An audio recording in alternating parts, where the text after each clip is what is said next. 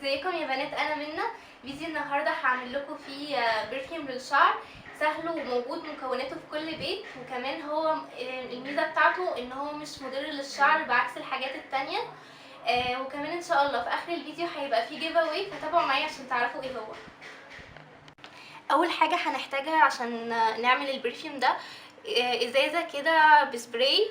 دي هتبقى احسن من البخاخه، لان هي لو رشيتي بالبخاخه هتبل الشعر، لكن دي بتبقى الرشه منها خفيفه. انا مليت لحد يعني تقريبا كده نصها ميه. وهحتاج جل الصبار، الجل ده من امتنان. وهحتاج اي زيت عطري بقى انتي بتحبيه، ده زيت اللافندر. ممكن تحطي بقى انتي اي زيت مثلا بيعجبك او ريحه، والتركيز بتاعها يختلف بقى من كمان من انتي بتحبي ريحه قويه او مش قويه. هبتدي بقى احط في الازازه. احط هنا زيت لافندر، هحط حوالي 10 نقط. لو بتحبي الريحه اقوى حطي اكتر.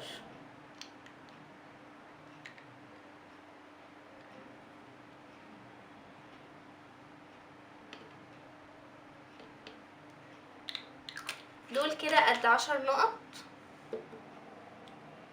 وهحط من جل الصبار قد نص معلقه.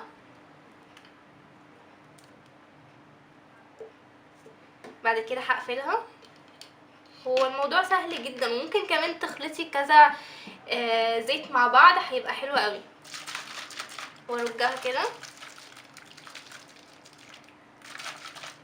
ده بيبقى الشكل بتاعها.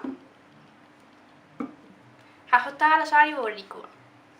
هرجه الاول قبل ما استخدمه. وبصوا لما تيجوا ترشوا رشوا من بعيد عشان ما يبلش الشعر، يعني زي كده. كده انا كده رشيته. الريحه على فكره حلوه جدا، فيعني جربوه هيعجبكم جدا. وزي ما قلت لكم في اخر الفيديو هيبقى فيه جيف اواي. هو السيرم ده على فكره تحفه جدا وانا بحبه. هو حلو للهيشان، وكمان يعني لو مثلا شعرك في حته متكعبله فيه سهل ان هو بيخليه يبقى سهل ان انتي تسرحيه. السيرم ده هيبقى للفولورز على الانستجرام. كل المطلوب منهم ان انتي تبقي من الفولورز على الانستجرام، وكمان تمنشني 5 من صحابك في اي بوست يعجبك على الانستجرام. انا كده خلصت الفيديو، يا رب يكون عجبكم. ما تنسوش تعملوا لايك وسبسكرايب وشير. باي باي.